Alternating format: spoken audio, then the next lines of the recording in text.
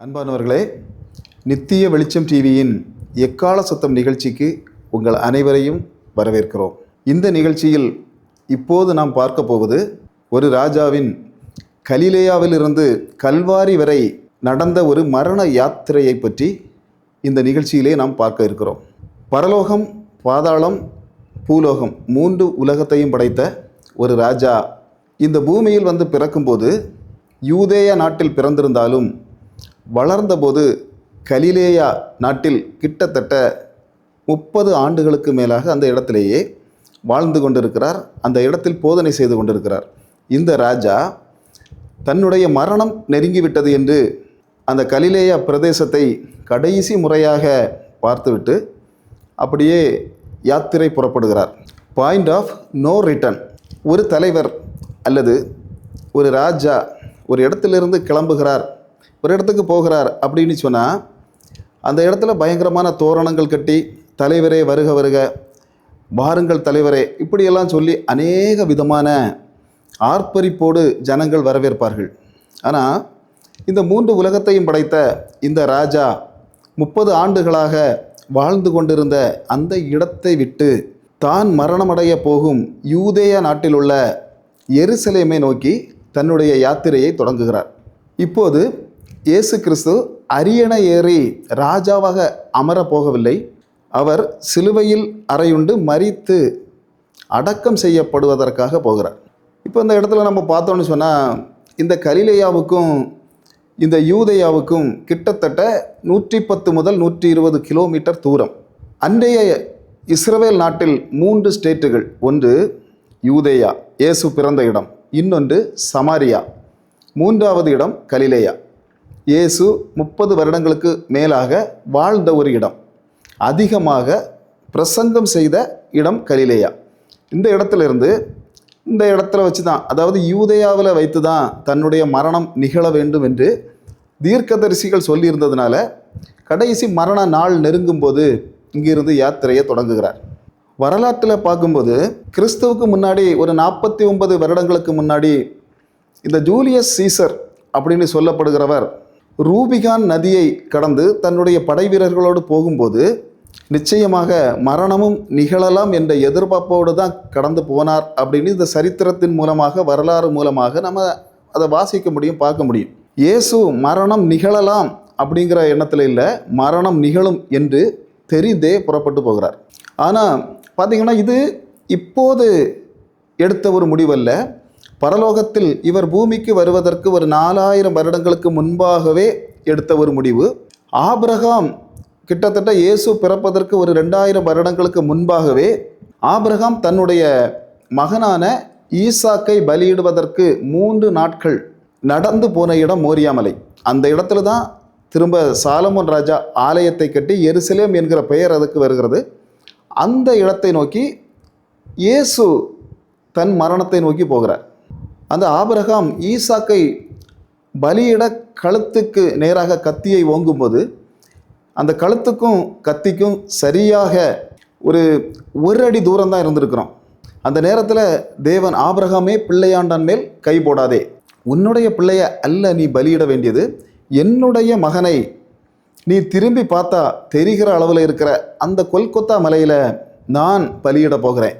அன்று அந்த ஈசாக்கை தப்புவிக்க வைத்த அந்த தேவன் இன்று 2000 வருடங்களுக்கு பிறகு இந்த இயேசு கிறிஸ்துவை அந்த இடத்தில் வைத்து பலியிடுவதற்காக தீர்மானம் செய்கிறார்.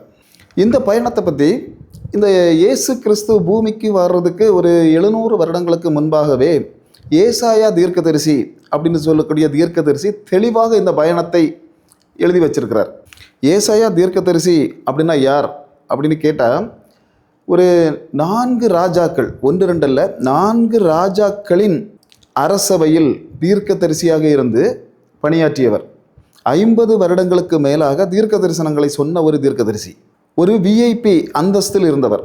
உசியா, யோதாம், ஆகாஸ், எசேக்கியா ஆகிய 4 ராஜாக்கள், யூத ராஜாக்களின் ஆட்சியில் இருந்து தீர்க்க தரிசனம் சொன்ன பெரிய தீர்க்கதரிசி.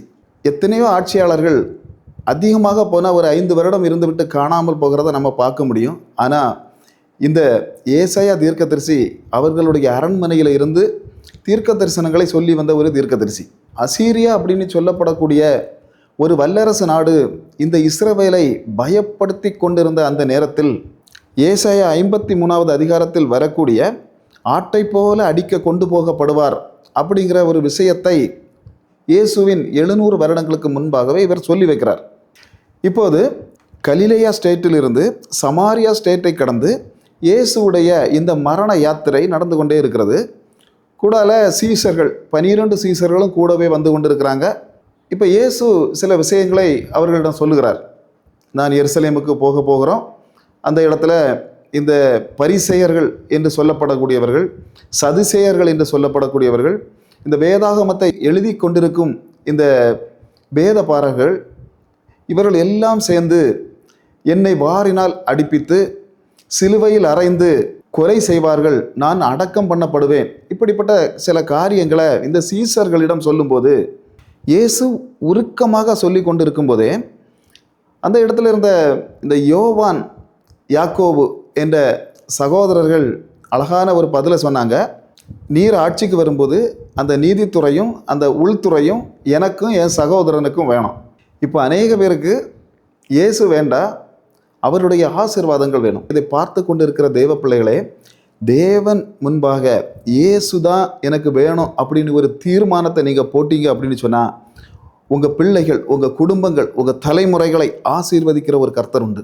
இவங்களுடைய காரியத்தை பார்க்கும்போது இவங்க அநேக பேர் பார்த்திங்கன்னா இப்போ இந்த ராஜாக்கள் பக்கத்தில் போய், இல்லை அரசியல்வாதிகள் தலைவர்கள் பக்கத்தில் போய் இருக்கணும் அப்படின்னு ஆசைப்படுவாங்க. ஆனால் இந்த 2 பேரும் பட்ட ஆசை இயேசுவின் பக்கத்தில் இருக்கணும் அப்படின்னு தான் ஆசைப்படுறாங்க. இன்றைக்கி நீங்கள் இயேசுவின் பக்கத்தில் தான் இருக்கணும் அப்படின்னு ஒரு ஆசைப்படுவீங்க அப்படின்னு சொன்னால் உங்கள் பிள்ளைகளையும் உங்கள் தலைமுறைகளையும் எடுத்து பயன்படுத்த நம்முடைய தேவன் போதுமானவராக இருக்கிறார்.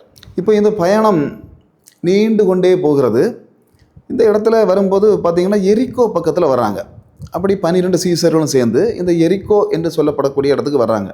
பல ஆயிரம் ஆண்டுகளுக்கு முன்பாக யோசுவா என்று சொல்லப்படக்கூடிய இஸ்ரவேலை வழிநடத்தி கொண்டு வந்திருந்த அந்த பரிசுத்தவான் ஒரு சாபத்தை இந்த இடத்துக்கு கொடுத்தார் அப்படின்னு யோசுவா 6:26 நம்ம வாசிக்கிறோம். இந்த எரிக்கோவை இடித்து போட்டுவிட்டு இந்த எரிக்கோவை திரும்ப கட்டுறவன் அவனுடைய மூத்த மகனையும் இளைய மகனையும் பறை கொடுப்பான், அதாவது சாக கொடுப்பான் அப்படிங்கிற ஒரு சாபத்தை இந்த யோசுவா இந்த எரிக்கோ நகருக்கு கொடுக்கிறார். அதனால் அதுக்கு பிறகு இயேசுவின் வருகை வரையிலும் இது ஒரு சாபக்கேடான ஒரு நகரமாக தான் இருந்து கொண்டிருந்தது.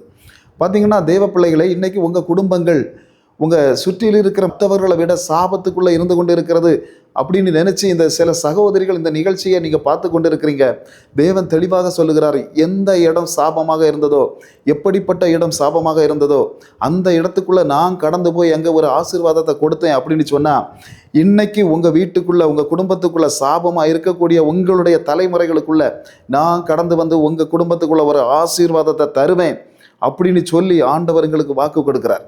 நல்லா நம்புறவங்க மட்டும் இதற்கு முன்னாடி முழங்கால் நின்று இப்போதே தேவனை நோக்கி, ஆண்டவரே சாபத்துக்குள்ளே இருக்கேன், பாவத்துக்குள்ளே இருக்கேன் அப்படின்னு சொல்லி நீங்கள் இன்றைக்கி ஆண்டவரை நோக்கி ஆராதிப்பீங்க அப்படின்னு சொன்னால் நிச்சயமாக உங்கள் குடும்பங்களுக்கு உங்கள் பிள்ளைகளுக்கு ஒரு விடுதலை உண்டு அப்படிங்கிறத தேவன் தெளிவாக சொல்லுகிறார். எரிக்கோவுக்குள்ளே தான் இந்த பர்த்திமோயு என்று சொல்லப்படக்கூடிய ஒரு குருடனை சந்திக்கிறார்.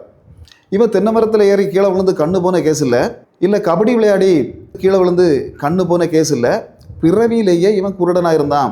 அதனால் வீட்டில் இருந்தே இவனை விலக்கி இவனை ஒரு அந்த எரிக்கோ என்கிற ஒரு இடத்துல வச்சுருந்தாங்க அப்படின்னு நம்ம வேதாகமத்தை வாசிக்கும் போது பார்க்க முடியும். இந்த சம்பவத்தை மத்தேயு, மார்க்கு, லூக்கா 3 சுவிசேஷர்களும் தெளிவாக எழுதுகிறாங்க. யோவான் மட்டும் இந்த சம்பவத்தை எழுதலை.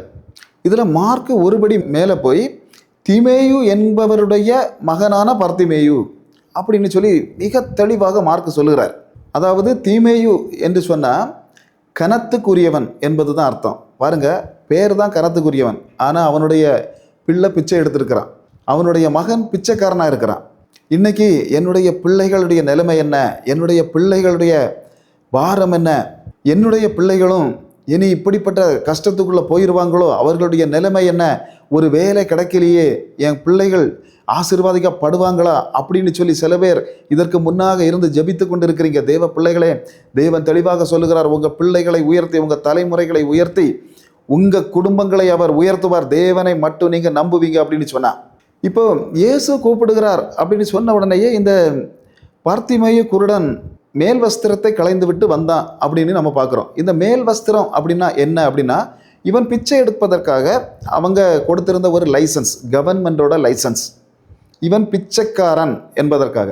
இன்னைக்கு சாத்தான் சில சமயங்களில் உங்கள் லெவல் இதுதான், இதுக்கு மேலே ஒரு லெவல் இல்லை, உங்களுக்கு எண்டு பாயிண்ட்டுகளை குறித்து இதுக்கு மேலே நான் உங்களை, உங்கள் பிள்ளைகளை, உங்கள் குடும்பங்களை நான் உயர விட மாட்டேன், ஒரு லைனை போட்டு இந்த லைனை விட்டு தாண்டி உங்கள் பிள்ளைகளை நான் வர விட மாட்டேன் அப்படின்னு பல்லு கட்டி நிற்கும்போது தேவன் தெளிவாக சொல்லுகிறார், உங்கள் பிள்ளைகளை உயர்த்தி எந்த நிலைமையில் இருக்கிறாங்களோ அந்த நிலைமையில இருந்து அடுத்த ஸ்டெப்புக்குள்ளே நான் கொண்டு போவேன். ஆனால் என்னை பார்த்திமேயு குருடன் எப்படி என்ன விசுவசித்தானோ அதுபோல் நீங்கள் விசுவசிப்பீங்க அப்படின்னு சொன்னால் உங்களுக்கு ஒரு ஆறுதலையும் உங்கள் குடும்பத்துக்குள்ள ஒரு உயர்வையும் தருகிற ஒரு கர்த்தர் உண்டு. பார்த்திமேயு குருடன் எப்படி தன்னுடைய பாரம்பரிய வஸ்திரத்தை, தன்னுடைய லைசன்ஸை களைந்து விட்டு போனானோ அதுபோல இதுவரைக்கும் நீங்கள் எப்படி இருந்தாலும் சரி உங்களுடைய பாரம்பரியங்களை தூக்கி எறிந்து விட்டு நீங்கள் எழும்பி வரத்தான் போறீங்க. உங்களை கர்த்தர் ஆசீர்வதிக்கத்தான் போகிறார். இயேசு அடுத்தது பார்த்தீங்கன்னா இந்த எரிகோ பட்டணத்தில் அடுத்தது ஒரு விஐபியை சந்திக்கிறார். பாருங்கள், ஆள் யார் அப்படின்னு சொன்னால் சகேயு.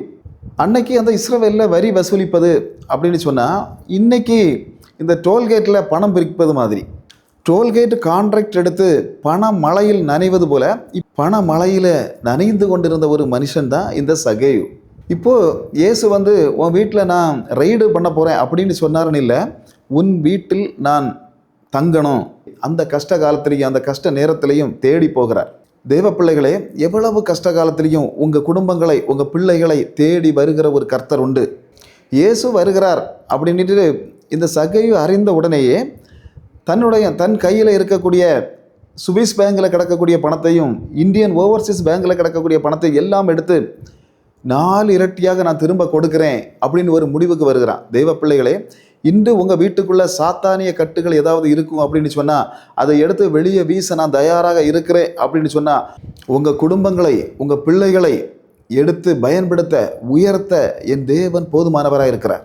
இறுதியாக இயேசு இந்த எருசலேமுக்குள்ளே நுழைகிறார். பாருங்கள், ஓலைகளை பிடித்து கொண்டு ஓசானா என்று ஜனங்கள் கோஷமிடுறாங்க. இன்று ரோம படைத்தளபதிகள் பிற நாடுகளை பிடித்துவிட்டு உள்ளே வரும்போது எப்படி ஆக்ரோஷமாக கத்துவாங்களோ அதுபோல் இயேசு உள்ளே வரும்போது கத்துறாங்க.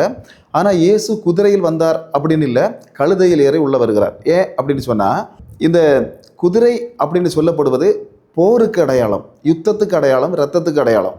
ஆனால் கழுதை இயேசு கிறிஸ்து, இந்த 3 உலகங்களையும் படைத்த இயேசு கிறிஸ்து ஏழைகளின் வாகனமான, இன்னைக்கு நம்ம ஒரு ஆள் சைக்கிளில் போனால் எப்படி இருக்குமோ அந்த மாதிரி ஒரு ஏழைகளின் வாகனமான அந்த கழுதையில் ஏறி போக அவர் தீர்மானிக்கிறார். இது ஏன் எப்படி கழுதையில் ஏறி போனார் அப்படின்னு கேட்டால் அதற்கும் தீர்க்க தரிசனம் 500 வருடங்களுக்கு முன்பாக சொல்லப்பட்ட சகரியா தீர்க்கதரிசியுடைய ஒரு தீர்க்க தரிசனம் இருந்தது. யார் இந்த சகரியா தீர்க்கதரிசி? இஸ்ரேல் மக்கள் பாபிலோன் சிறையில் இருந்து திரும்பி வந்தபோது ஆலயத்தை கட்ட அவர்களை உற்சாகப்படுத்தின ஒரு தீர்க்கதரிசி தான் இந்த சகரியா தீர்க்கதரிசி. இந்த சகரியா தீர்க்கதரிசி தான் சகரியா 9:9 தெளிவாக சொன்னார், கழுதையின் மேல் இயேசு ஏறி வருவார். கழுதையில் அமைதியாக வரக்கூடிய இயேசு ஆலயத்துக்குள்ளே போகும்போது அங்கிருந்த காசுக்காரர்களுடைய எல்லா பலகைகளையும், அவர்கள் விற்று கொண்டிருந்த எல்லா சாதனங்களையும் கவிழ்த்து போட்டு வியாபாரிகளை துரத்தி அடிக்கிறார் அப்படின்னு பார்க்குறோம். 2 முறை ஆலயத்துக்குள்ளே போய் இயேசு கிறிஸ்து இதே செயலை செய்தார். முதலில் யோவான் 2வது அதிகாரத்தில் வரக்கூடிய அந்த சாட்டையடி கொடுத்த சம்பவம், அது இயேசுவின் ஊழியத்தின் தொடக்கத்தில் நடந்த சம்பவம். பார்த்திங்கன்னா திரும்பவும் அவருடைய ஊழியம் முடிய போகும்போது திரும்பவும் அந்த ஆலயத்தை சுத்திகரிக்கிறார் இயேசு. மதத்தின் பெயரால் நடக்கக்கூடிய அந்த வியாபாரத்திற்கு ஒற்றையில் நின்று சாட்டையடி கொடுக்கிற ஒரு இயேசுவை இதில் நம்ம பார்க்க முடியும்.